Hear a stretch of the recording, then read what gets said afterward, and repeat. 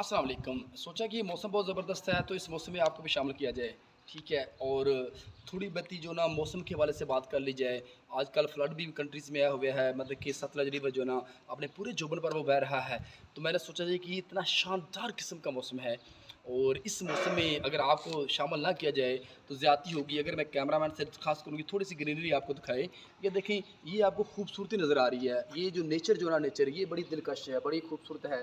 तो ये बहुत ही खूबसूरत अंदाज़ है और यहाँ पर जो अगर आपको दिखाएँ वापस मेरी तरफ वो आ रहे हैं, तो यहाँ पर आपको दिखाते हैं। तो थोड़ी बहुत ही हम बात कर लेते हैं काम की। काम की बात से मुराद ये है कि हम बात कर लेते हैं टेंसेस के हवाले से। लास्ट टाइम हमने टेंसेस के नाम डिस्कस किए थे। आज हमने जो बात करनी है ना, वो हम बात करेंगे प्रेज़ेंट इंडेफ़िनिट के हवाले से। प्रेज़ेंट इंडेफ़िनिट टेंस है क्या? किस चीज़ को ये बोलते हैं? प्रेज़ेंट इंडेफ़िनिट को उर्दू में बोलते हैं फ़िलहाल मुतलिक। अगर हम इसकी पहचान, इसका इंट्रोडक्शन, इसकी आइडेंटिटी, इसकी शनाख्त की तरफ आएँ, तो हम कहते हैं कि इसके एंड पर आता है ता है, ती है, ते हैं, ताहू के अल्फाज आते हैं। हम ये देखते हैं कि इसके सादा फ़िक्रात जो होते हैं ना, सिंपल फ़िक्रात होते हैं, ठीक है? इसमें कोई भी हेल्पिंग वर्ब इस्तेमाल नहीं किया जाता। फिर उसके बाद हम लोग बात करते हैं कि सादा फ़िक्रात के बाद जब हम बात करते हैं कि इसका जो सिंगुलर नाउन है, सिंगुलर जैसे कि हमारे पास है ही है, शी है, इट है या वाहिद नाम है, जैसे एक हम ले लें वकास ले लें, ठीक है? वकास आप नाम ले लें तो उस वकास जो हमारे पास एक वाहिद है। तो हम कहते हैं प्रेज़ेंट इंडेफ़िनिट टेंस में जब हम सादा फ़िक्रात बनाते हैं, तो उन सादा फ़िक्रात में फ़र्स्ट फ़ॉर्म जो हमारे पास होती है, वर्ब की फ़र्स्ट फ़ॉर्म होती है। उसके साथ हम एस या एस का इज़ाफ़ा करते हैं और भी अल्फ़ाज़ होते हैं, जैसे सी एच होता है, एक्स एस होता है, ठीक है? ओ एच ये इस तरह के अल्फ़ाज़ आते हैं, वो एक अलग मैटर है, ठीक है? हमने सिर्फ़ इस चीज़ को ज़हन में रखना है कि प्रेज़ेंट इंडेफ़िनिट में सिंगुलर में सादा फ़िक्रात सिंपल सेंटेंसेस में हम लोगों ने जो सिंगुलर चीज़ें हैं, ही, शी, इट है, वाहिद नाम है, जैसे अभी मैंने विकास का ज़िक्र किया आप लोगों के साथ। तो इसके साथ हम फर्स्ट फॉर्म के साथ एस के इसका इज़ाफ़ा करेंगे।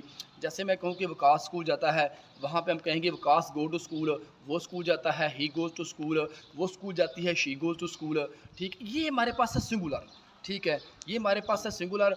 अब हमने बात करनी है मनफ़ी फ़िक्रात। मनफ़ी फ़िक्रात की तरफ जब हम लोग जाते हैं, तो हम कहते हैं चाहे वाहिद हो, चाहे जमा हो, सिंगुलर हो, प्लूरल हो, ये मैटर नहीं करता कि ये किस तरह से है। तमाम चीज़ों के साथ वर्ब की जो फर्स्ट फॉर्म आनी है, तमाम के साथ वर्ब की फर्स्ट फॉर्म आनी है।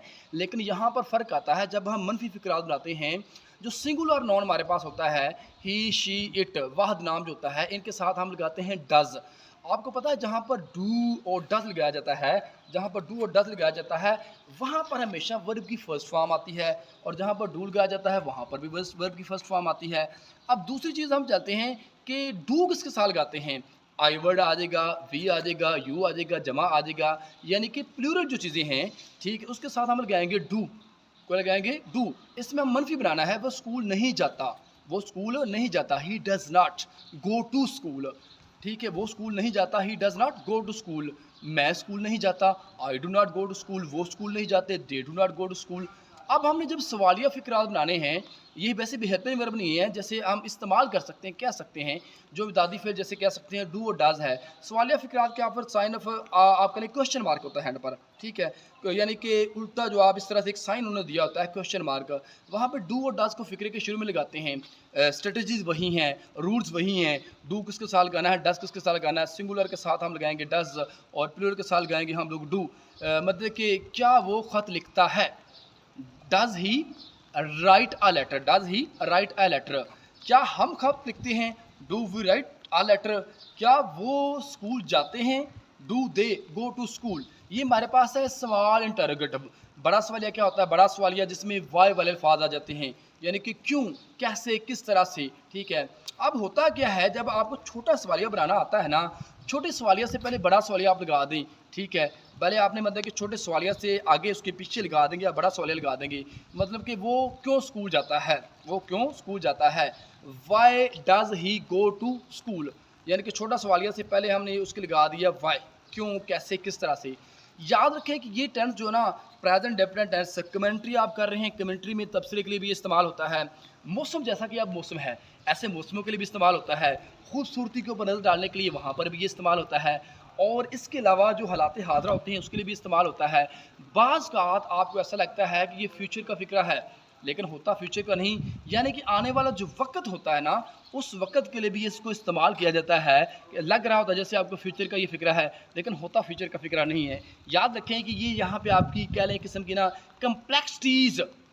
कम्प्लेक्सिटी को आपके लिए क्रिएट करता है, पैदा करता है, और आप उस कम्प्लेक्सिटी का शिकार होकर आप गलत किस्म की ग्रामर बना देते हैं, तो जो मतलब कि ना अच्छी चीज़ नहीं है। It is not behaviourable. If you want to improve your grammar, ये तो जस्ट आपको ज़बानी कलामी तौर पर बनाई जा रही हैं। बेसिकली यहाँ पर टाइम उतना नहीं था, बारिश हो रही थी, मैंने कहा चलें साथ में बारिश का मज़ा लेते हैं, साथ में जो ना वकास भाई की मेहरबानी, वो साथ में वीडियो बना रहे हैं, टाइम देते हैं, उन्होंने कसूर भी जाना था। सो फार ये अलग सीन है। वो कह रहे साल इंशाल्लाह कल हम इसको क्रिएट करेंगे वाइट बोर्ड के ऊपर आके। ये जो टेंस है ना, ये बड़ा इंपॉर्टेंट टेंस है, ये कम्प्लेक्सिटी पैदा करता है। बाज़ का इसमें कंडीशन सेंटेंस भी इसमें आ जाता है, इससे मिलता जुलता होता है, ठीक है। अगर वो मेहनत करता तो वो पास हो जाता, अगर वो तेज़ होता वो गाड़ी को पकड़ लेता। वो तात आ रहा है, उसके अंदर नहीं आ रहा, वो एक अलग सीन है। कंडीशन सेंटेंस के ऊपर इंशाल्लाह हम लोग एक अलग किस्म की जो बहस करेंगे इसके ऊपर। तो इस मौसम को मद्देनजर रखते हुए, इस मौसम को देखते हुए, कितना ज़्यादा नेचर नज़र आ रही है, खूबसूरती नज़र आ रही है यहाँ पर, ठीक है। खूबसूरत लोग वीडियो क्रिएट कर रहे हैं, बना रहे हैं, तो लिहाजा जो है ना इस सेंटेंस को आप लोगों ने रिमेंबर करना है। अगेन आपको रिपीट करने लगा हूँ, इसकी जो इंट्रोडक्शन, इसकी जो पहचान होती है, ता है, ती है, ते हैं, ठीक है। और इसके जो सिंगुलर होते हैं, सादा फिक्रा जब हम बनाते हैं तो उसमें सिंगुलर के साथ हम फर्स्ट फॉर्म के साथ एस या इसका इजाफा करते हैं, और उसके अलावा सादा में प्लूरल हो तो एस या इसका इजाफा नहीं करना। मनफी बनाते वक्त, सवालिया बनाते वक्त, बड़े सवालिया बनाते वक्त हम क्या करते हैं कि तमाम के साथ फर्स्ट फॉर्म इस्तेमाल होती है। डिफ्रेंशिएट क्या होता है, जो सिंगुलर होता है उसके साथ हम डज इस्तेमाल करते हैं, और जो प्लूरल होता है उसके साथ हम डू इस्तेमाल करते हैं। तो आप लोगों ने इसको याद रखना है, अच्छे तरीके से याद करना है। ये आपके लिए एक लर्निंग स्टेप है, इसको आप लोगों ने भूलना नहीं है। देखिए बारिश में खड़े होकर ये वीडियो बनाई जा रही है, आप लोगों की मोहब्बत है, आप लोगों की चाहत है, आप अच्छे कमेंट्स भेजते हैं, शेयर करते हैं, उसको लाइक करते हैं, सब्सक्राइब करते हैं।